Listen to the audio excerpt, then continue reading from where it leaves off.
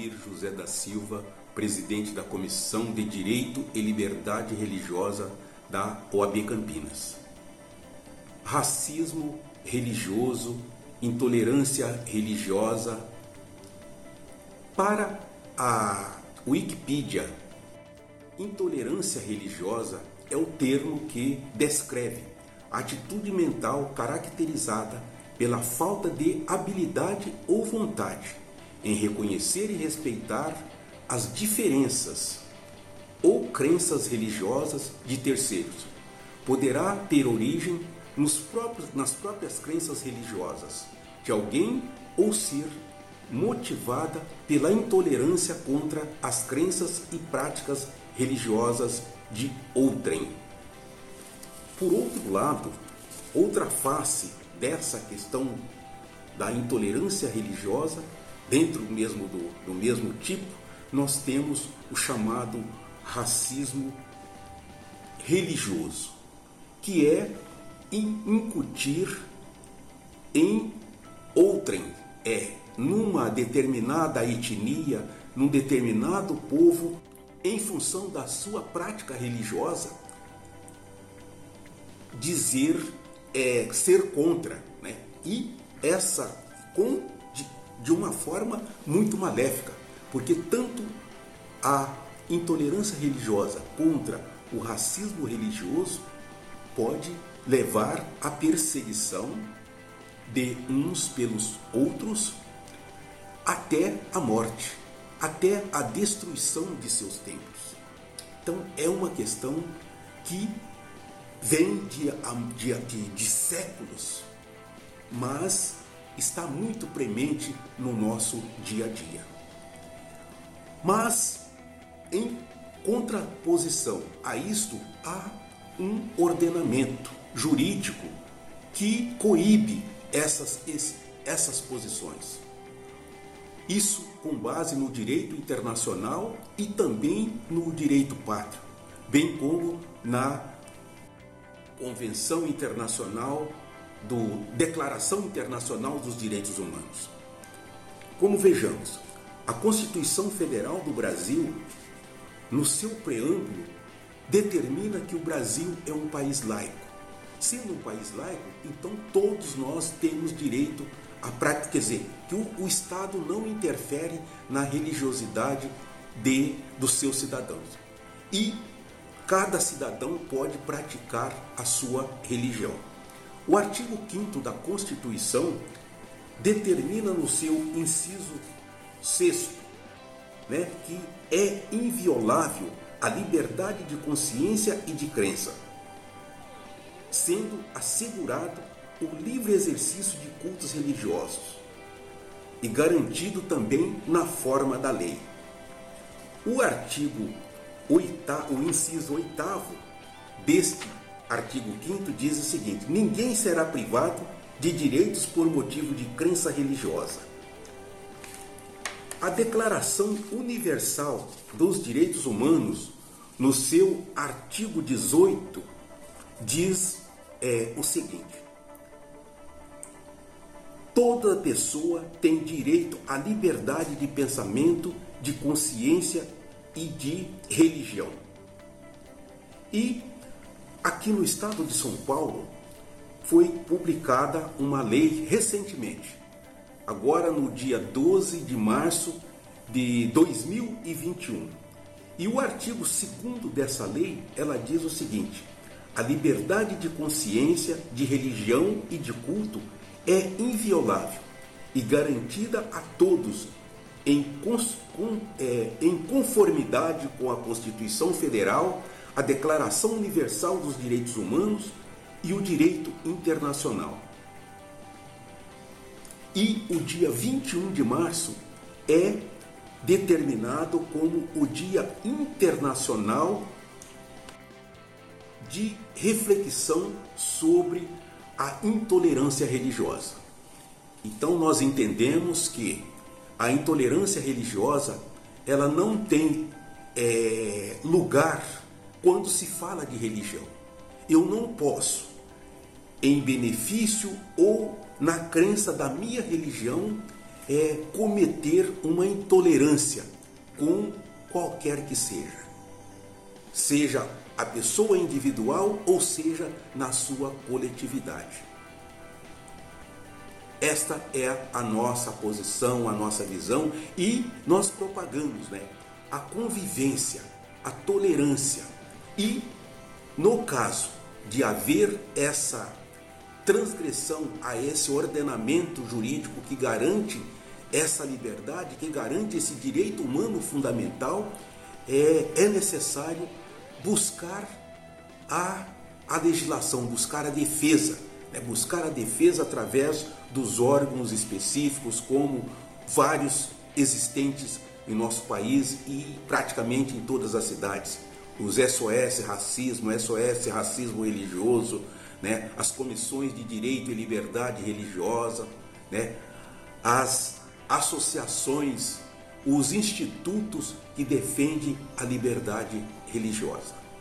Falar sobre intolerância religiosa, principalmente entre os povos indígenas, é uma situação meio complexa, porque a gente entende que, na verdade, isso acontece desde sempre, que começou com a Igreja Católica, a época das missões, da catequização dos indígenas, com os padres jesuítas e outras missões mais da Igreja Católica de catequização. E atualmente a gente tem notado esse fenômeno das igrejas, principalmente neopentecostais evangélicas, que não respeitam as tradições ancestrais dos povos indígenas do Brasil e continuam impondo a sua fé aos povos originários. A gente sabe que as religiões cristãs, agora falando mais especificamente das igrejas evangélicas neopentecostais, trabalham incessantemente no intuito de invisibilizar e de apagar as culturas tradicionais dos povos originários do Brasil, dos povos indígenas, a saber, ainda somos 305 povos que resistimos 521 anos pós invasão, vulgo colonização. A gente sabe mais ainda que hoje os órgãos que estão responsáveis pela proteção dos povos indígenas, a exemplo da FUNAI, a Fundação Nacional do Índio, está completamente aparelhada pelo atual governo, e diante desse cenário sociopolítico que nós estamos inseridos, em que as igrejas evangélicas neopentecostais estão a serviço desse projeto de poder que está aí hoje mostrando a cara para todo o Brasil, como é o governo Bolsonaro, que se atrelou, que se associou a essas igrejas neopentecostais evangélicas, com o apoio de lideranças religiosas, que são pastores e bispos dessas mesmas igrejas neopentecostais, e o governo tem utilizado esses órgãos, que seria para a proteção dos povos originários, para infringir os nossos direitos tradicionais. A gente sabe que parte, inclusive, do Ministério da Mulher, da ministra Damares, dos Direitos Humanos também, associado à FUNAI, juntamente com essas igrejas evangélicas, eles continuam realizando missões evangélicas dentro dos territórios tradicionais indígenas, inclusive nos territórios tradicionais dos povos isolados, como é o caso dos povos do povo Yanomami na Amazônia, que mesmo este povo, tendo optado por viver isolados, por quererem manter a sua cultura tradicional, a sua ancestralidade viva, eles não têm este direito respeitado, que é previsto inclusive na Constituição Federal, no artigo 5º, artigo 231, 232, onde reza que o Estado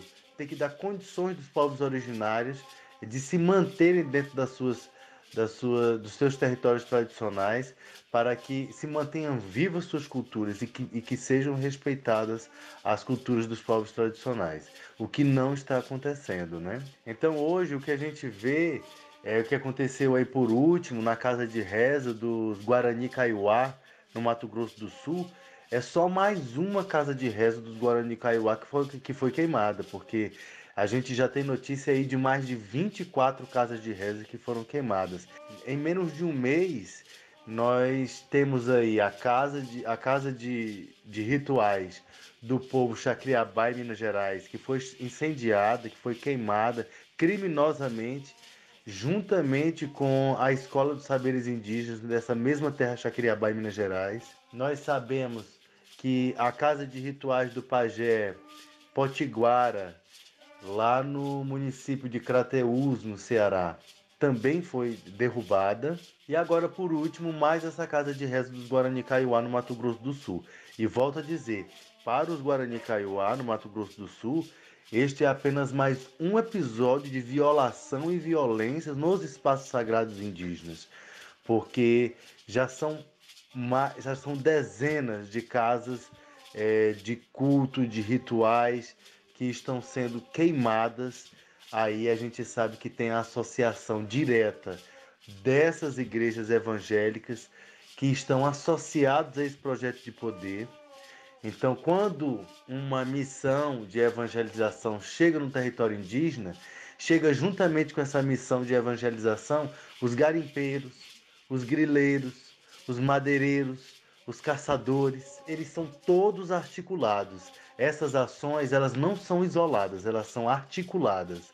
E nós temos plena convicção disso. Sabemos que é um movimento da igreja que está aí funcionando como um braço forte, que está a serviço desse projeto de poder que está aí atualmente ocupando esses espaços do executivo e do legislativo, e inclusive do judiciário no Brasil. Então é uma guerra que nunca acabou, é uma guerra que continua. Os povos indígenas nunca tiveram paz para continuarem com as suas ritualísticas, para manterem as suas tradições. É uma guerra incessante que continua há 521 anos.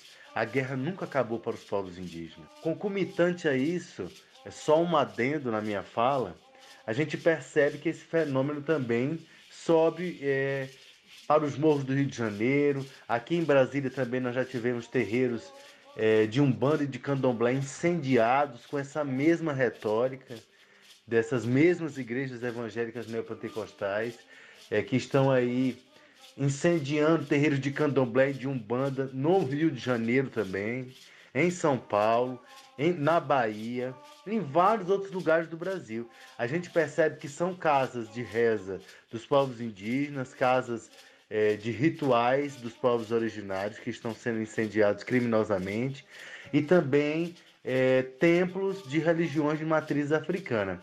Agora, uma coisa interessante a se observar é que nenhuma igreja foi queimada, ao passo em que todos esses espaços sagrados, tanto das populações originárias quanto das populações afrodescendentes, são violados e violentados, pessoas que sofrem violência física, psicológica e perseguição, ao passo em que nenhuma igreja, quer seja ela católica ou evangélica, tenha sido queimada nesse íntere. Então é uma observação a ser feita. Nós acionamos os órgãos competentes para coibir esse tipo de prática, mas esse movimento tem se acentuado cada vez mais.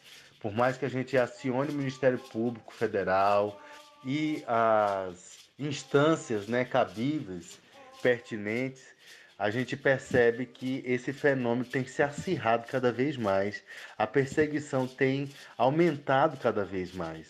É um discurso de ódio, é um discurso de intolerância que não admite a diversidade, a diversidade de culto, a diversidade religiosa, a diversidade das tradições ancestrais que compõem o tecido do povo brasileiro, que é um povo tão diverso, por suas várias nuances, né? Nós temos aí influência dos povos de matriz africana, nós temos aqui, antes de tudo, a influência dos povos indígenas no Brasil, temos a influência dos povos ciganos, mas essas igrejas evangélicas, principalmente, volto a dizer, neopentecostais, eles estão ancorados no fundamentalismo religioso tão violento que eles não admitem a pluralidade do povo brasileiro, a pluralidade de expressão cultural, religiosa e tradicional e ancestral do povo brasileiro.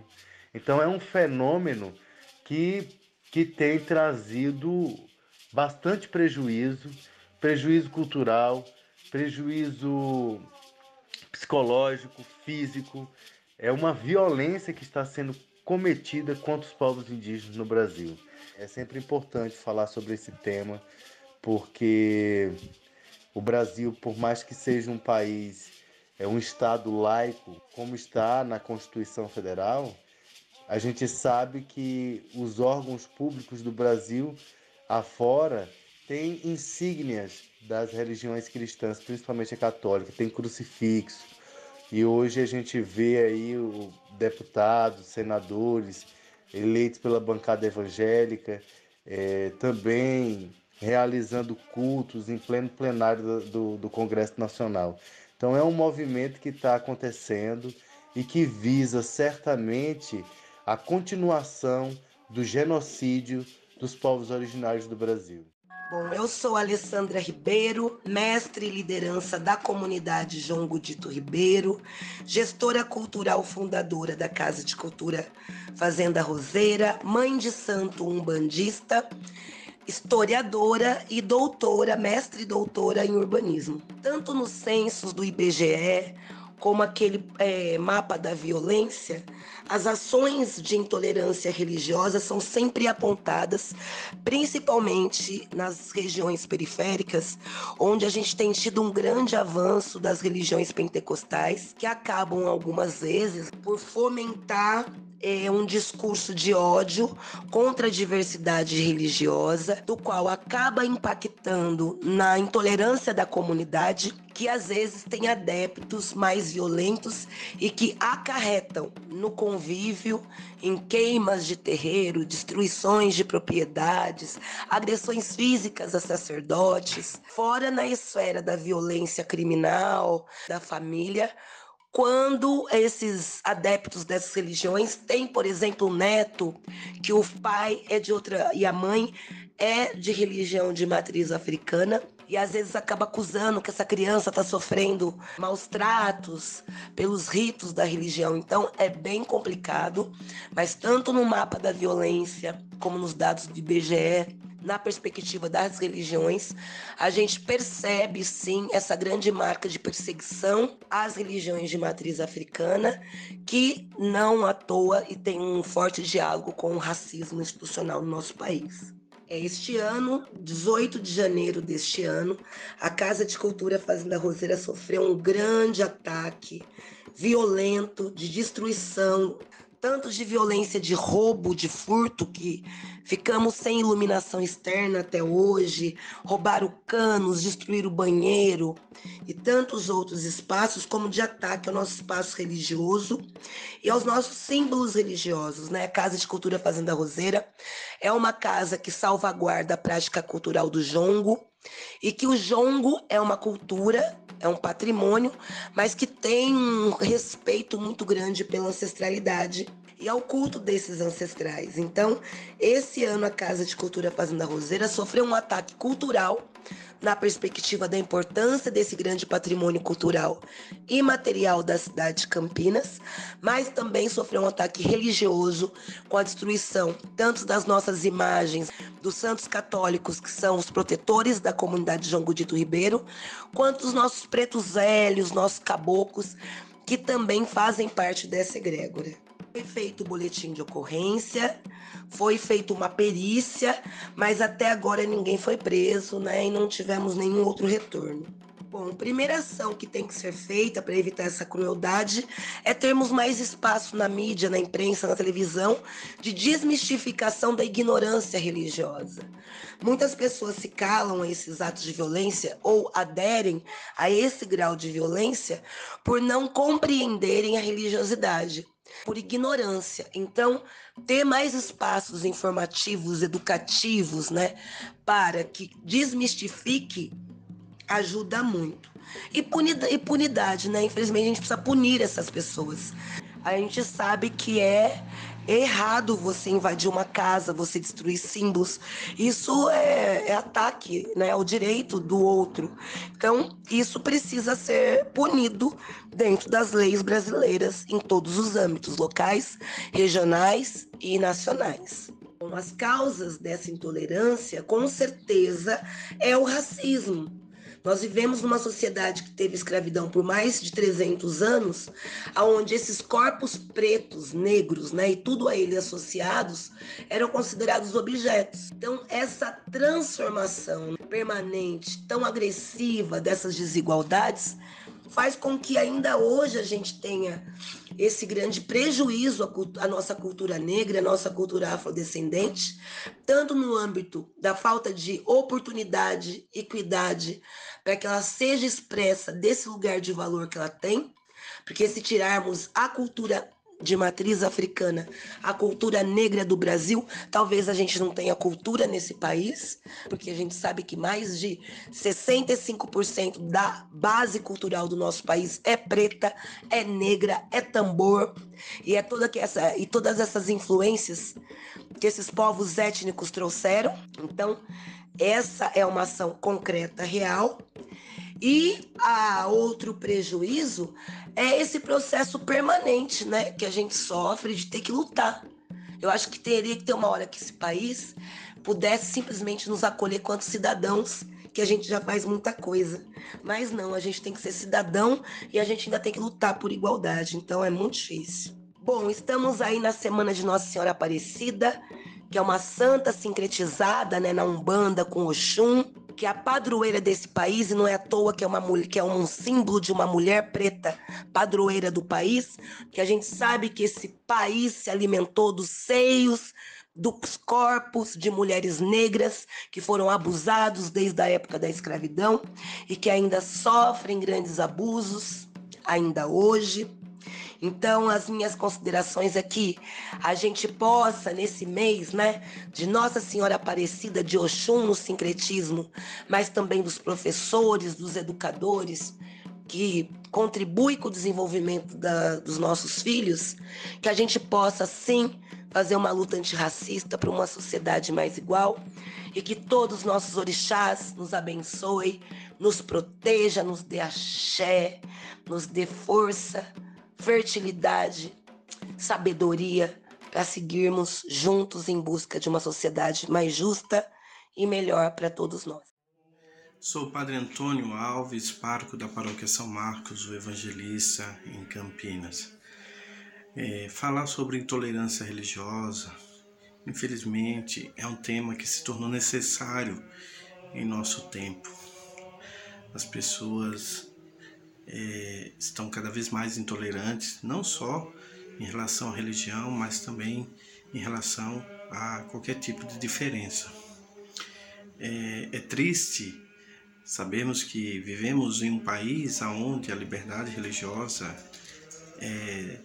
está garantida na sua Constituição, e mesmo assim nós ainda vemos atitudes individuais ou às vezes coletivas de pessoas e grupos que se acham superiores a outras expressões religiosas e assim manifestam violência verbal, agressões físicas, morais e de tantos tipos contra pessoas ou grupos quando estão realizando seus atos religiosos. Eu acho que eu, como líder religioso, sou padre da Igreja Católica, vejo que aquilo que nos une deve ser maior do que o que nos divide. O que nos une para os cristãos é Jesus. Para os crentes em geral, é um poder superior, é Deus, é uma força superior, é uma energia superior, é o motor que move, né? Qualquer que seja o conceito que você use na sua religião, mas esse algo maior, é ele que nos une, é ele que nos leva a fazer o bem a nós e aos outros. Eu acho que isso deve motivar as nossas ações. E assim devemos dar as mãos para que possamos superar a pobreza, superar as diferenças, as desigualdades que nós encontramos em nosso país, no mundo, de modo particular, nesse momento em que sofremos com a pandemia da Covid-19, onde todos, os crentes, seja eles de quais denominações ou religiões forem, estão perdendo seus entes queridos. Não é por vontade de Deus, simplesmente, mas é também por negligência humana.